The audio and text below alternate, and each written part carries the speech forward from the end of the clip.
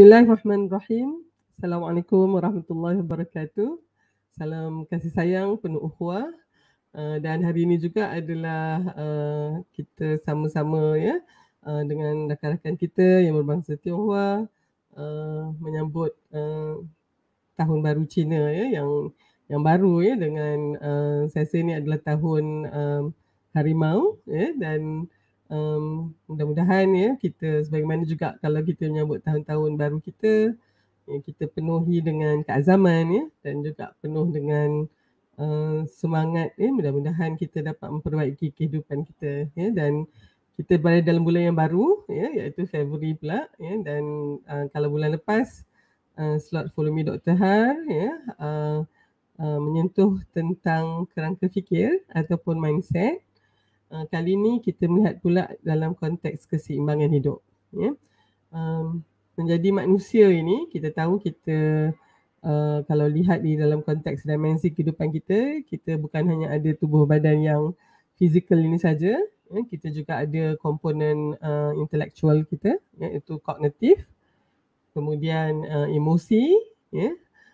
Kita ada juga aspek kerohanian dan juga atas spirituality dan juga aspek sosial ya kerana kita sebagai manusia ni memang kena sentiasa berinteraksi dengan ya, manusia lain. Jadi ini yang dinamakan sebagai JERIS ya, jasmani, emosi, rohani, intelektual dan juga sosial. Dan dalam konteks JERIS ini kesemua elemen ini ya dimensi ini sangat penting ya dan oleh sebab itu ianya perlu diutamakan ya. Maknanya kita tidak boleh hanya mementingkan satu komponen saja dan mengabaikan komponen yang lain ya. Mungkin dalam kebiasaan kita mungkin mementingkan apa yang kita nampak lah. Itu yang mungkin fizikalnya ni ya. Kita tahu kita kena makan, minum ya. Lepas tu kita supaya kita boleh nampak sihat dan segar begitu ya. Pakaian kita mesti cantik ya.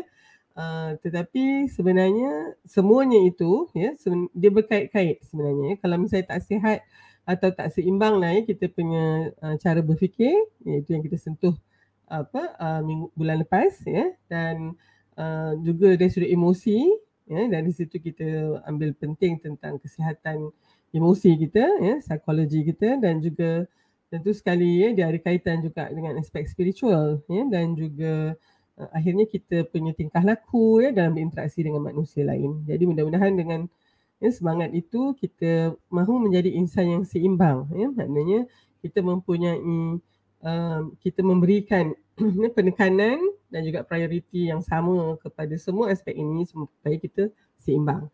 Bila kita cakap tentang keseimbangan juga ya, kita selalu diingatkan tentang prinsip Goldilocks ya ataupun the Goldilocks principle ya iaitu dalam konteks just right. Maknanya tak bolehlah terlalu kurang ataupun tak boleh juga terlalu lebih ya. Jadi semuanya tu kena pertengahan. Jadi kita tahu kan ini diambil daripada cerita kanak-kanak tentang seorang budak perempuan Goldilocks yang dia pergi yang dikatakan masuk ke rumah sekeluarga beruang ya ada papa bear, mama bear dan juga ya baby bear gitu ya. Jadi dan dia dapati ya pertama dia tengok makanan ya tak ada tiga mangkuk di situ. Ada yang terlalu panas, ada yang terlalu sejuk, tapi ada yang sedang elok begitu. Ya, kalaupun dia duduk di kursi pula ada yang satu kursi terlalu besar ya, satu pula yang terlalu keras, satu pula yang terlalu lembut dan satu tu yang just nice. Ya, maknanya yang sedang ya. Dan juga katil juga begitu. Jadi not too big, not too small, but also not too kena tengah-tengah dan sedang. Ya. Jadi konsep keseimbangan ini ya adalah satu titik di tengah yang merupakan titik seimbang. Dia bukan titik neutral ya ataupun dia bukanlah ya, sesuatu yang orang kata ya sana tidak ke situ pun tidak, tetapi dia adalah satu kalau dalam konteks pandangan dia adalah satu pandangan seimbang ya dan dalam konteks kehidupan dia adalah satu kehidupan yang sejahtera. Maknanya kita tidak akan dapat konsep kesejahteraan itu sekiranya kita tidak memberi penekanan yang sama penting kepada semua aspek kehidupan kita tadi. JERIS tadi, jasmani, emosi, rohani, intelektual dan juga sosial. Ya. Jadi apa yang dimaksudkan sebagai keseimbangan hidup? Ya, itu yang nak perkenalkan di dalam episod yang ke-31 ni. Dan kita akan membincangkan tentang tu pada minggu depan pula, ya, 8 hari bulan Februari. Kita akan bincangkan pula mengapa ya perlu kehidupan ini menjadi seimbang, ya. Dan tentu sekali juga kita kena menyentuh tentang apa yang berlaku apabila kita tidak mempunyai keseimbangan hidup, ya. Pada episod yang ke-33 kita akan melihat pula kepada aspek bagaimana ya kita nak cuba mendapatkan keseimbangan ini, ya. Dan insya-Allah pada minggu yang Selasa yang terakhir dalam bulan Februari ini kita akan bersama dengan tetamu kita ya untuk melihat ya dalam konteks bagaimana kita memanfaatkan 24 jam itu, ya. Yang semua kita ya diberikan Allah 24 jam yang sama, jadi bagaimana keseimbangan hidup itu dapat menjadikan kita lebih produktif dan insya-Allah ya boleh mencapai lebih banyak ya yang kita hajatkan dalam kehidupan ini, ya. Baik. Dan mungkin kita juga ya di dalam perbincangan kita kena tahu juga apakah dia pencuri masa ya yang sering menjadikan keseimbangan hidup kita ini menjadi ya kadang huru-hara sikit ya sebab kita terlupa di sana ada banyak rupanya perangkap-perangkap yang menyebabkan sangat mudah kita ya mungkin melebihkan masa di situ dan di sini ya kerana keseimbangan ini banyak juga ya di apa kita kaitkan dengan masa yang kita berikan ya kepada aspek-aspek yang kita nyatakan tadi. Baik ya, jadi mungkin saya melihat tentang keseimbangan hidup ini ya bukan hanya antara tadilah ya maksud dia satu konsep yang agak longgar ya tetapi saya hari ini nak berkongsi lah ya satu bahan bacaan Dr. Har yang Dr. Har gunakan mungkin sudah hampir 15 tahun ya Dr. Har atau mungkin dekat 20 tahun jugalah ya Dr. Har berpeluang untuk membaca tentangnya dan konsep itu adalah satu konsep yang dipanggil life balance.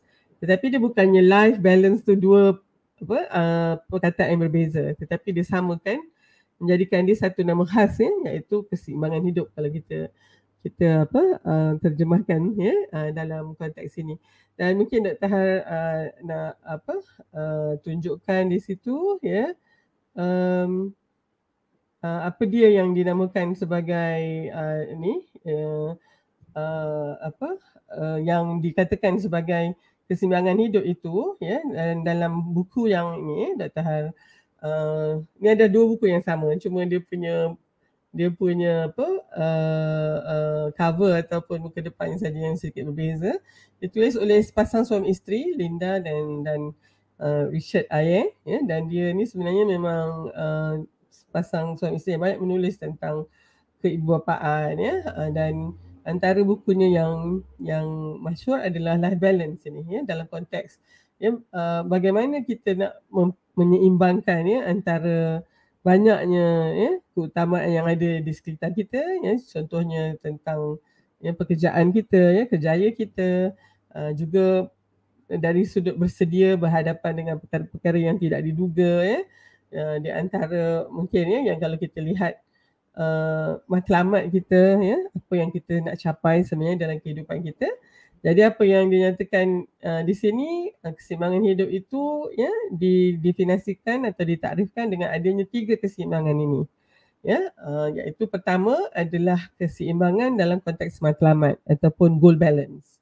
Ya, jadi ini satu yang sangat penting, sangat asas. Kita kena tengok dulu apakah matlamat ya kita hidup di atas muka bumi ini. Dan di situ juga kena ada keseimbangannya ya. Tapi itu saja pun tak cukup ya. Kita perlu pula kena ada priority balance ya ataupun keseimbangan dalam konteks menentukan keutamaan ya. Mana yang utama, mana yang lebih penting kita dulukan dan kita mungkin ya pastikan yang itu dulu yang kita lakukan. Kemudian ya barulah perkara-perkara lain ya.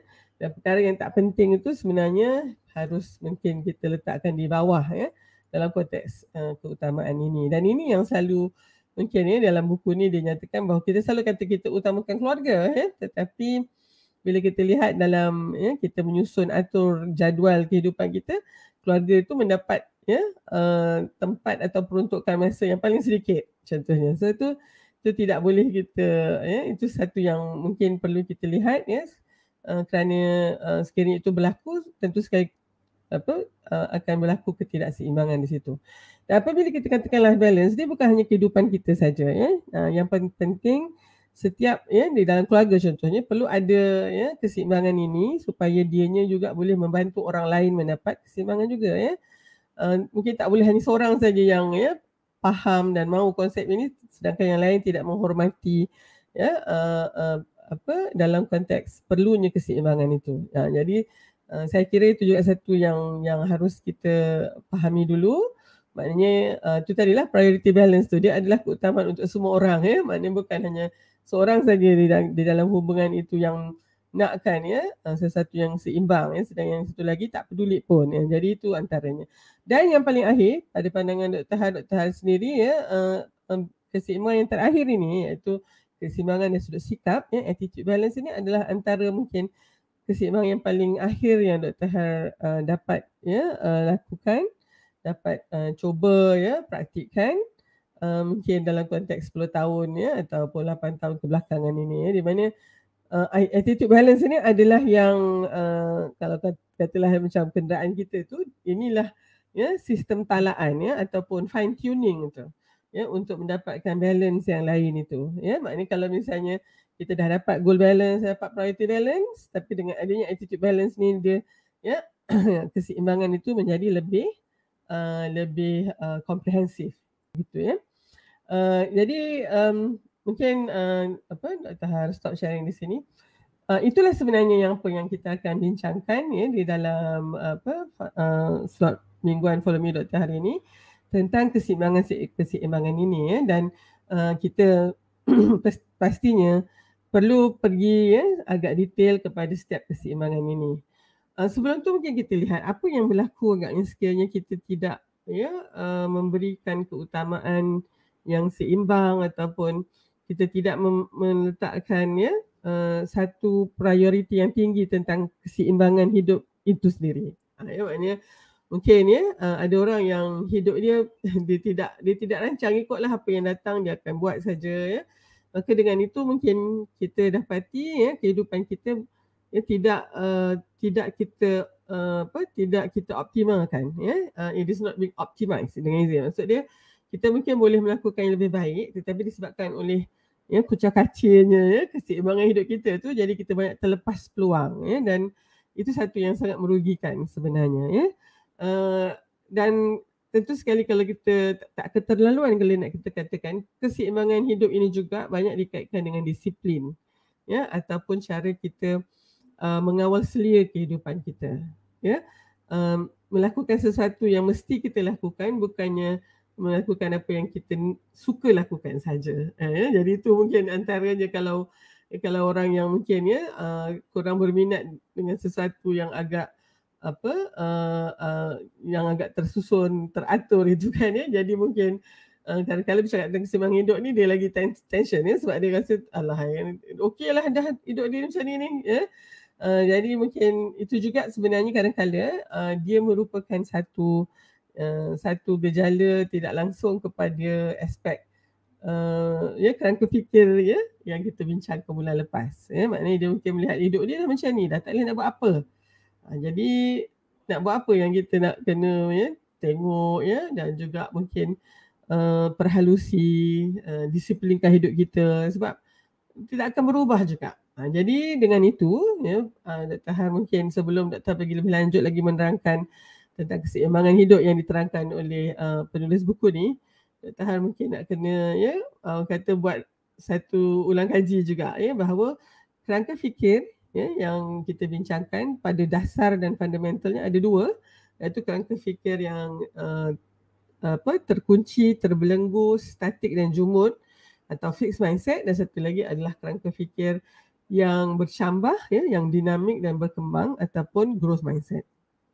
Oleh sebab tu bagi kita yang mungkin, ya, mudah-mudahan berada di dalam konteks, ya, melihat dunia ini sebagai satu peluang untuk melakukan amal semampu yang terdaya, dia akan, ya, berada di dalam zon, ya, pembelajaran dan zon apa pembesaran ya, zon pertumbuhan, di mana di situ akan sentiasa cuba belajar benda yang baru ya. Oleh sebab tu keseimbangan hidup itu ya sangat perlu untuk dia menyusun atur ya, dalam konteks matlamatnya, dalam konteks keutamaannya, dan tentu sekali sikapnya itu ya. Jadi namun kalau kita masih lagi ya pada tahap zon selesa dan kita tak mau keluar daripada zon selesa itu, kerana di luar zon selesa adalah zon ketakutan kita ya, dan kita rasa sangat tak selesa ya untuk mencabar diri kita ya. Kita rasa cukuplah apa yang dah ada ini. Jadi keseimbangan hidup itu juga sebenarnya ya, mungkin selama ini hidup kita sebenarnya tak seimbang ya. Kita hanya mengutamakan katalah jasmani saja ya, rohaninya kita tak jaga ya, aspek sosial dengan jiran tetangga, dengan ibu ayah kita, adik beradik, ipar dua kita, semua kita tak jaga ya. Tapi kita rasa selesa lah dah ya. Saya tak mau nak ambil tahu pasal orang lain. Dan akhirnya kita mungkin hidup dalam konteks yang mana ya sangat kecil kita punya lingkungan itu ya, dan kita tidak ada orang lain yang nak membantu kita kalau kita kesusahan. Kita tak ada orang lain yang nak kita nak menyokong dan mendukung kita. Itulah yang nanti menyebabkan kehidupan itu sangat tidak seimbang ya. Akhirnya kita dapati bahawa ya mungkin yang perlu dari sudut sokongan spiritual contohnya, ataupun sokongan sosial itu tidak kita perolehi, dan itu tentu sekali akan menjadikan kehidupan kita ya pincang dan tempang ya. Jadi so nak terkaitkan ya tajuk bulan lepas dengan tajuk bulan ini, dan sengaja letakkan dari sudut sequence dia begitu ya, maknanya dari sudut susun aturnya. Kita bincang pasal kerangka fikir, kemudian kita lihat tentang keseimbangan hidup. Mudah-mudahan ya kalau kita nak mungkinlah tahun lalu ya 2021 contohnya ya, dengan COVID semua ni jadi tunggang langgang kehidupan kita, maka ini adalah masa yang paling baik untuk kita menyusun atur semula. Dan kalau boleh ya nak tahan mohon ya kita ikuti sepanjang bulan ini tentang konsep keseimbangan hidup ini, bagaimana, kenapa ianya sangat diperlukan ya. Dan bagaimana kita nak cuba mendapat keseimbangan hidup itu. Dan mungkin kita ya di akhir episod yang ke-34 itu ya adalah apabila kita menjemput tetamu untuk berbincang tentang bagaimana sebenarnya ya mungkin perkongsian dari sudut pengalaman ya untuk memanfaatkan 24 jam yang sama itu ya. Jadi mari kita pergi kepada keseimbangan yang pertama, iaitu keseimbangan dari sudut matlamat ya, goal balance. So dalam konteks ini sebenarnya memang apapun juga kita bermula dengan nawaitunya ya, dengan niat kita ya. Dan tentu sekali ya dalam konteks ini kita hidup untuk apa ya? Adakah hanya untuk kan selalu kita dengar ya, adakah kita makan untuk hidup atau hidup untuk makan ya. Jadi itu sebenarnya akan menentukan bagaimana keseimbangan yang kita pilih ya. Dan bagi kita ya umat Islam, alhamdulillah yang ya antara syarat-syarat atau antara rukun iman kita adalah percaya kepada yang gaib, iaitu adanya hari pembalasan, adanya ya satu ya alam yang lain begitu selepas hancurnya alam ini. Maka tentu sekali ya matlamat yang seimbang itu mestilah matlamat dunia ya dan juga akhirat. Ya, jadi itu goal dia ya. Jadi yang ini ni pada saya bila ya saya membaca buku ini dan tentu sekali kita bukanlah ya bulat-bulat ikut apa saja yang dia nyatakan. Kita juga mesti kritis ya, mana yang boleh yang kita rasa sesuai untuk kita ikut, kita boleh jadikan pengajaran. Yang kita rasa tidak bersesuaian, kita ketepikan begitu kan. Tapi tidak maknanya ini semua buku orang putih kita jangan baca. Begitu saya rasa itu satu yang sangat merugikan. Jadi bila je saya membaca saja tentang ya apa yang dinyatakan oleh penulis Linda dan Richard Ayer ni, dia mengatakan kena adanya keseimbangan dari sudut matlamat. Dia tidak menghurainya lah dari dalam konteks dunia dan akhirat begitu ya. Tapi saya sebagai pembaca ya dengan latar belakang agamanya, dengan pengetahuan ya, dengan juga keazaman hidup saya terus klik mengatakan bahawa mesti ada keseimbangan dunia dan akhirat ya. Dan dalam konteks ini kita tahu bahawa kalau misalnya kita hanya melakukan sesuatu untuk dunia saja semata-mata dengan meninggalkan akhirat kita, maka itu tentu sekali akan ya menjadikan kita ya lupa ya untuk menyediakan diri kita ni untuk satu kehidupan yang sebenarnya lebih kekal abadi. Ya. Namun kita tahu juga ya kita diingatkan supaya janganlah terlalu ataupun kita tidak memberikan perhatian pula kepada dunia ini, ya, dan mengambil pengajarannya ataupun keseimbangannya itu, ya, yang mana kita tahu dalam surah Al-Qasas, ya, ayat 77, auzubillahi minasyaitonir rajim, wabtaghi fima atakallahu ad-daral akhirah wa la tansa nasibaka minad dunya. Ya, carilah pahala di negeri akhirat itu dengan apa yang telah dikurniakan, dianugerahkan Allah kepadamu, dan janganlah kamu lupa bahagianmu di akhirat nanti, bahagianmu di dunia ini. Ya, itu dalam surah Al-Qasas ayat 77. Ya. Jadi di situ mengingatkan kita bahawa, ya, keseimbangan antara, ya, matlamat dunia dan akhirat itu mesti ada, ya, untuk mendapatkan kesejahteraan, ya. Dan untuk itu mungkin kita secara mudahnya kita kena lihat beginilah. Setiap kali kita nak buat sesuatu, ya, kita kena ada pause button, ya. Kita kena pastikan kita menimbang tara, ya. Apakah yang saya lakukan ini mempunyai kebaikan untuk dunia ini, ya, dan juga kebaikan itu, ya, akan berkekalan atau berterusan di akhirat, malah digandakan pula pahalanya di akhirat. Maka perbuatan itu, ya, mesti kita buat. Kita buat berulang kali, kita buat banyak-banyak. Kerana dia sememangnya mempunyai keseimbangan dalam konteks itu. Di dunia pun untung, di akhirat pun untung. So kita cakap pasal untung rugi ni kan, ya. Jadi itulah yang kita nak. Dan yakinlah bahawa sekiranya perbuatan itu mempunyai nilai yang tinggi di dunia dan juga dinilai oleh Allah, ya, sangat tinggi juga di akhirat, itu adalah sesuatu yang untuk kebaikan kita. Maka mestilah kita lakukan. Tapi, ya, pada ekstrim yang satu lagi, ada perbuatan yang, ya, kalau kita buat di dunia ini, kita mungkin, ya, dapatlah, ya, sesuatu yang mungkin baik di dunia saja, tapi di akhirat tidak ada nilainya langsung.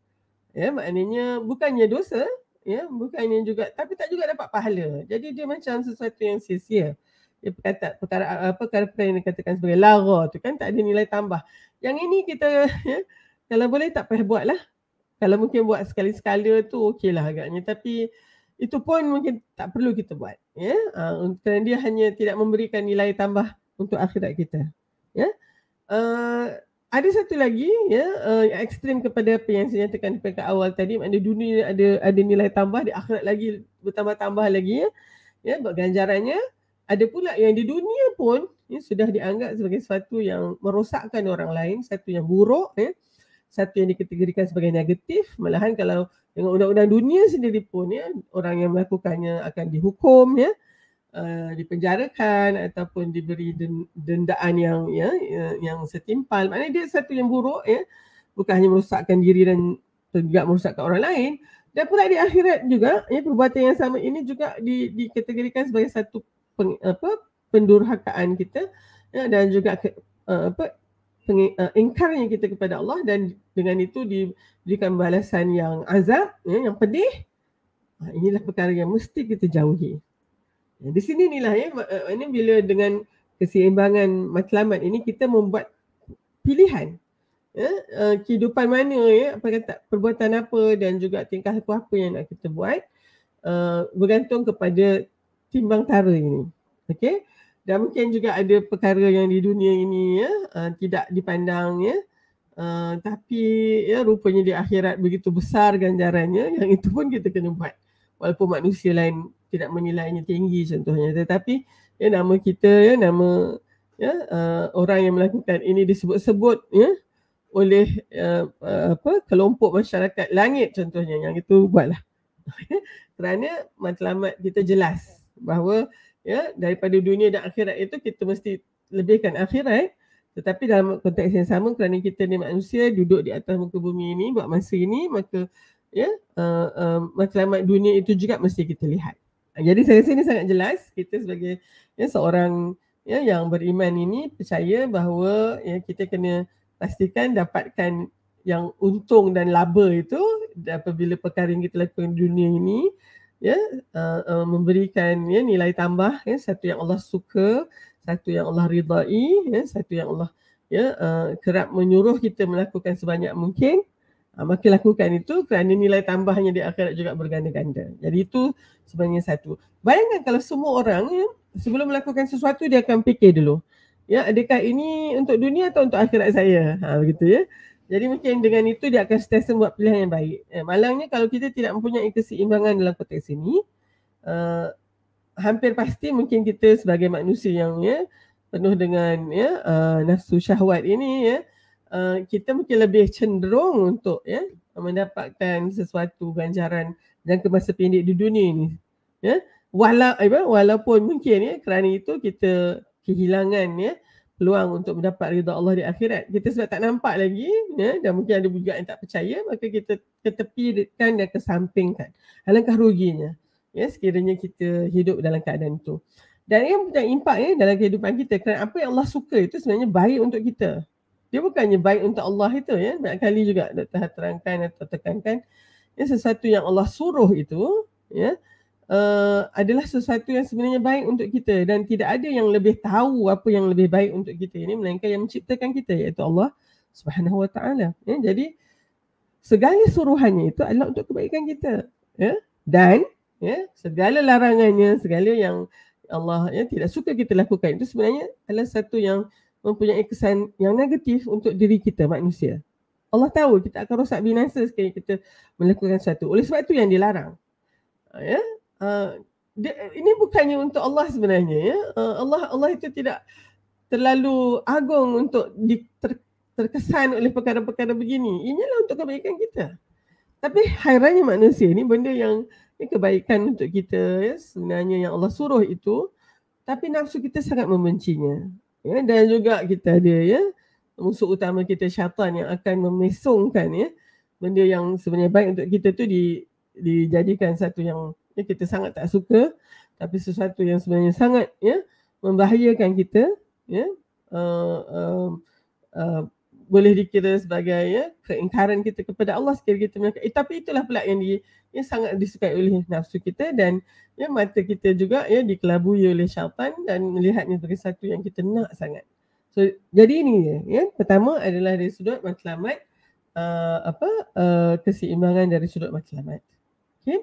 Yang kedua ni sangat penting dan perlukan sedikit masa yang lebih sikit untuk menerangkannya di peringkat awal ini dalam konteks keseimbangan dalam menentukan keutamaan, priority balance. Dan apakah sebenarnya perkara yang nak kita kita imbangkan ni, ataupun nak kita letakkan priority tu. Jadi selalu yang kita lihat adalah sama ada kaitan dengan pencapaian kita, dengan kiranya sejauh mana kita boleh mencapai potensi kita dan dianggap berjaya begitu. So itu achievement. Dan satu lagi adalah dalam sudut hubungan atau relationship. Hubungan kita dengan keluarga, dengan mungkin rakan-rakan tempat kerja, hubungan kita dengan masyarakat umum. So hubungan ini juga satu yang sangat penting kerana kita adalah makhluk ataupun haiwan sosial. Kita sangat perlukan adanya hubungan yang cantik tu sekiranya setiap kita punya pencapaian kita kongsikan dengan orang yang begitu rapat hubungannya dengan kita. Itu di situ ada balance. Tapi yang sering kita lupa di dalam menentukan priority balance ini, kita lupa untuk meletakkan diri kita sendiri. Dari sudut keperluan kita, dari sudut mungkin keinginan kita. Saya baru berbincang tentang satu tajuk yang sangat menarik kuliah subuh saya minggu lepas, dinyatakan tentang tajuknya sangat unik. Apa kita punya? Apa kita punya, dia kata. Jadi saya kata kita tak punya apa-apa. Di awal tu saya kata manusia ni sebenarnya tak punya apa-apa. Kerana segalanya milik Allah. Betul ya Yohanes Allah kata wahai manusia semua antumul fuqara'u ilallah. Kamu itu sebenarnya sangat bergantung berharap berkeperluan kepada Allah. Wallahu ghaniyul hamid. Sedangkan Allah itu pula sangat kaya, maha kaya dan juga maha terpuji. Allah tak perlu pun kita, tapi kita yang perlukan Allah. Tapi kita sebagai manusia ni Allah bagi kita mempunyai dua perkara, keperluan dan keinginan. Jadi ini yang harus kita seimbangkan juga dalam konteks ini. Oleh sebab tu dia jadi macam tiga segi begitu. ya, di hujung tu yang bucu yang paling atas itu adalah diri kita sendiri. Self, kendiri ni. Ya, itu satu yang penting untuk kita pertimbangkan. Dan dua lagi bucu itu adalah ya, pencapaian dan juga perhubungan. Dan mungkin ya, satu yang menarik tentang ni mungkin kita tengok dari sudut analogi seperti jongkan jongkit. Ya, mungkin ramai tak nampak dah sekarang ni jongkan jongkit ya, budak-budak main dengan ya permainan virtual atau alam maya saja. Tapi kalau kita pergi ke ya taman-taman permainan itu, ada yang jongkan jongkit itu ya, dan selalunya kena diimbang lah, sama berat begitu barulah ya seorang ni naik, seorang ni turun. Ataupun kalau kita duduk ya dua-duanya diam, dia akan jadi seimbang. Ya, maknanya kayu itu akan menjadi lurus begitu. Dan yang penting adalah sangga itu ya, atau fulcrum ya, atau pivot kadang orang panggil ya. Dan ini adalah ya, kalau dalam konteks ini saya suka nak melihatnya yang tiga perkara tadi, kendiri, perhubungan ya, dan juga pencapaian itu. Perhubungan dan pencapaian kita itu mungkin pemberat yang ada di ya, hujung kedua-dua belah papan jongkan-jongkit kita tu, tetapi yang menjadi sangga itu ya, adalah kita, self, kita sendiri ya. Yang menariknya tentang ya perhubungan dan juga pencapaian ini, kalau kita fokus lebih untuk mendapatkan sesuatu pencapaian ya, yang kita anggap satu kejayaan kita, contohnya macam ya, dari sudut akademik, sudah ya mendapat sarjana muda, kita nak dapatkan sarjana pula, master, kemudian kita nak dapatkan ya doktor falsafah kita ya, PhD kita. Jadi itu antara pencapaian itu.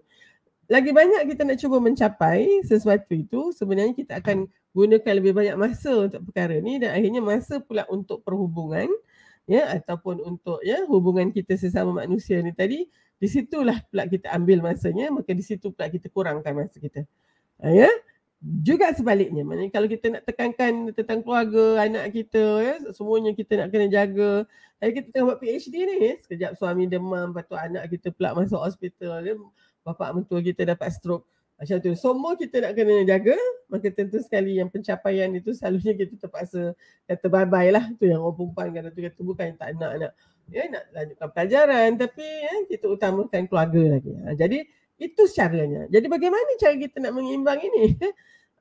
Rupanya dia banyak bergantung kepada ya keupayaan kita ya, sebagai sangga tadi, fulcrum tadi, untuk bergerak. Ini dia ya, flexibility kita ni. Kalau misalnya masa tu ya keluarga kita sangat memerlukan kita, keperluannya itu mendadak, maka kita memang kena berikan masa lebih kepada keluarga. Maka fulcrum kita ni dia akan ya pergi dekat kepada beban yang berat ya.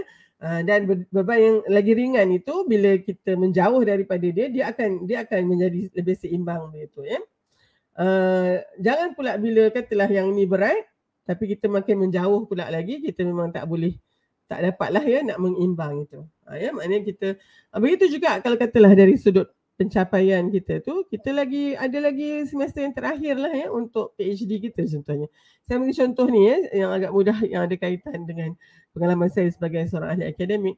Ya, kita kena bagi sepenuh perhatian di situ. Jadi sangga ini tadi, fulcrum tadi kena ya beranjak kepada beban pencapaian yang buat masa ni perlukan perhatian kita. Jadi anak-anak kita bagaimana pula masa ni lah. Mungkin kalau ada 4 orang ya, ya di atas kayu jongkat-jongkat tu, 3 tu kita kena hantar ya pergi ke rumah mak mentua kita ke ya, mak kita seorang, mak mentua kita 2 orang. Jaga sekejap mak untuk 6 bulan ini saya jaga yang paling kecil contohnya.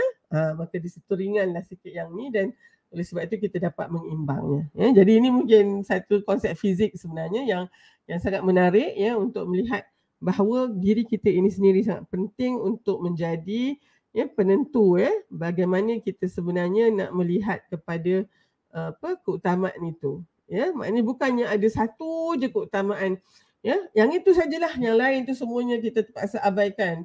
Yang itu menjadikan kehidupan kita tak seimbang. Kita mungkin mencapai macam-macam ya, jadi mungkin pakar yang sak pakar lagi ya, tapi kerana kita ni kita tidak ya pedulikan keluarga kita contohnya, itu pun tak seimbang. Ataupun kita duduk ya asyik dengan keluarga saja ya, padahal kita ada peluang untuk meningkatkan potensi kita ya. Cumanya kita tak apalah, saya berkorbanlah, saya kata. Ya, saya tak dapat ijazah pun tak apa, jadi anak-anak saya boleh.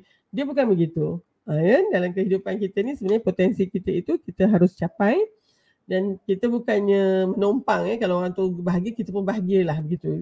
Dia tak boleh juga begitu. Jadi dalam priority balance ini kita ingat ya, di situ ada diri kita sendiri yang perlu kita berikan self care, maknanya jagaan pada diri kita sendiri. Keperluan-keperluannya mesti kita ambil kira ya, mesti ambil keutamaan nak pergi bercuti, semua itu adalah hak kita ya. Jadi itu antaranya yang mesti kita lihat. Jaga diri dulu, maksud dia begitu. Itu bukanlah pula maknanya kita mementingkan diri sendiri, pada saya tidak. Ya, kita menjaga diri kita supaya kita boleh menjadi fulcrum ataupun sangga dan juga pivot tadi yang boleh bergerak lincah ya. Ke mana itu kita boleh mengimbang tu. Ya.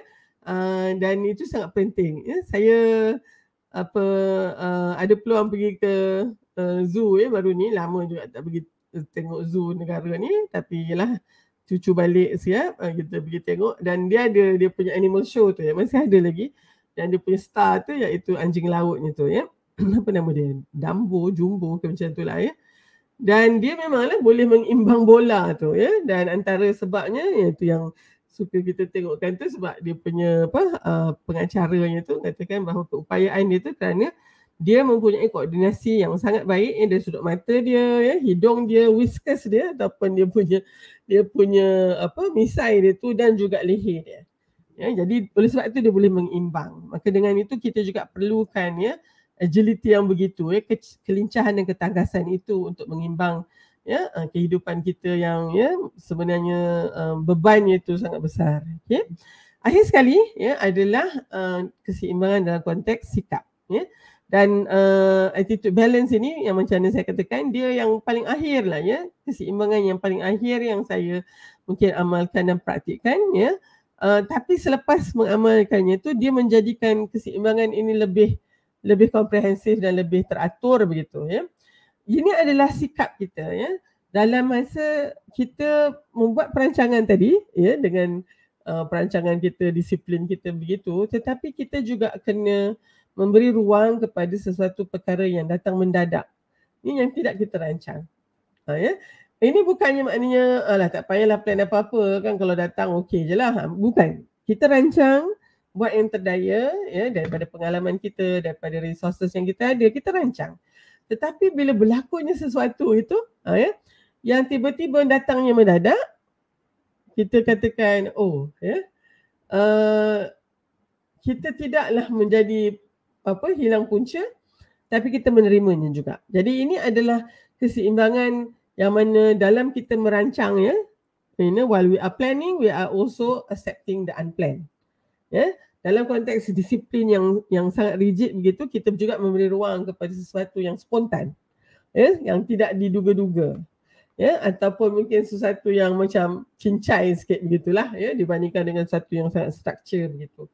Jadi yang ini sebenarnya sangat perlu supaya kita tidak menjadi ya manusia yang banyak masanya kita menyesali dan menangisi apa yang tak berlaku mengikut perancangan kita. Ya, so dalam konsep ini sebenarnya kalau kita tengok ya, minta maaf saya balik kepada yang perancangan keseimbangan dari sudut prioriti tadi, itu sebenarnya fiqh aulawiyat. Ya, kalau kita tengok buku yang ditulis oleh Profesor Yusuf Al-Qaradawi dari sudut fiqh untuk menentukan kepentingan ini sangat cantik dalam Islam. Ya, kita kena tahu kepentingan ya, dia bukan hanya untuk kita juga tapi untuk orang lain, dan sekiranya ia adalah lebih ya pada kepentingan orang lain, maka kepentingan kita itu memang individu sebenarnya dia kalah lah ya kalau dengan kepentingan dan hak kolektif. So itu antaranya. Tapi di dalam ya matlamat keseimbangan sikap ini yang ketiga ini, saya ya terngiang-ngiang di telinga saya ini adalah dalam konteks hadis ajabal li amril mu'min ya, iaitu hadis ajaib urusan orang beriman ini. Miraculous is the affair of the believers. Dan semuanya ini baik ya, dalam hadis tu mengatakan kerana imannya kita tu ya, kerana adanya iman tersebut.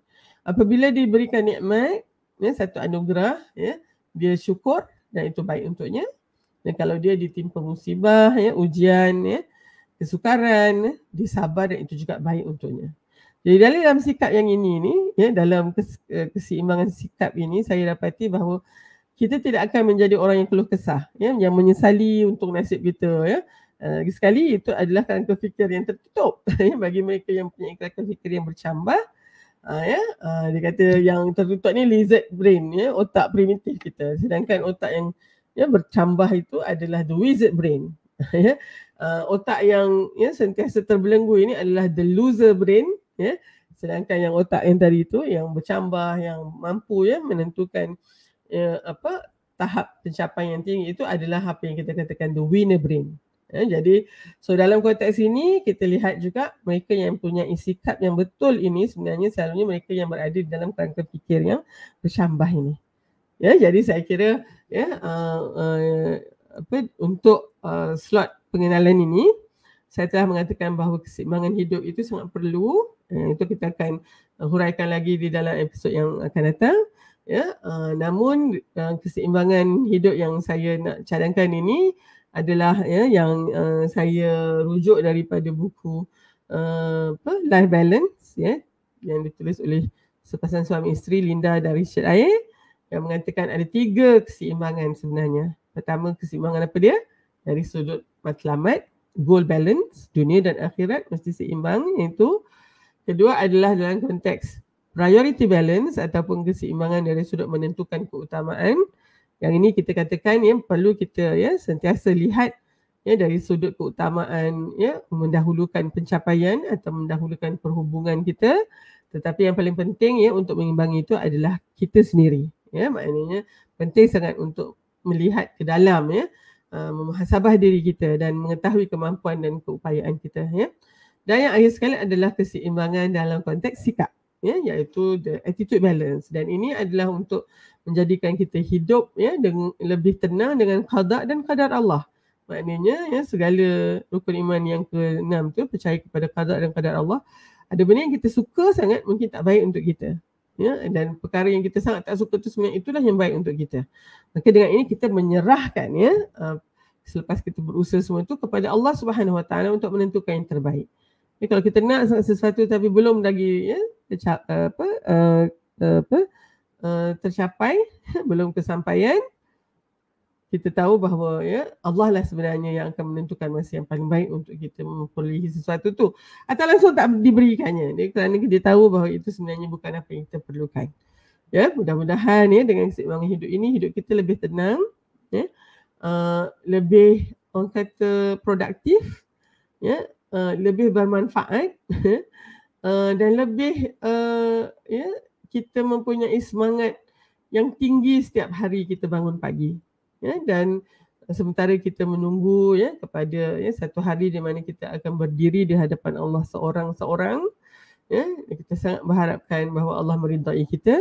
Mudah-mudahan dengan mempelajari tentang keseimbangan hidup ini, kita akan lebih serius, dan usaha kita mungkin lebih menjadi. Dan itu harapan kita. Jadi jangan lupa untuk bersama saya lagi pada slot yang akan datang, iaitu minggu depan hari Selasa pukul 10 waktu yang sama. Kita akan bincangkan tentang keseimbangan hidup ini dalam konteks mengapa dan kenapa kita perlu kepada keseimbangan hidup. Kita jumpa lagi. Segala yang baik itu datangnya daripada Allah Subhanahu Wa Taala. Kelemahan saya itu adalah satu yang saya sangat mengharapkan adanya teguran dan juga maklum balas supaya saya boleh memperbaiki pengisian dan juga sentiasa berada di atas landasan yang betul, insya-Allah. So itu saja dulu. Wabillahi taufiq wal hidayah. Wassalamualaikum warahmatullahi wabarakatuh.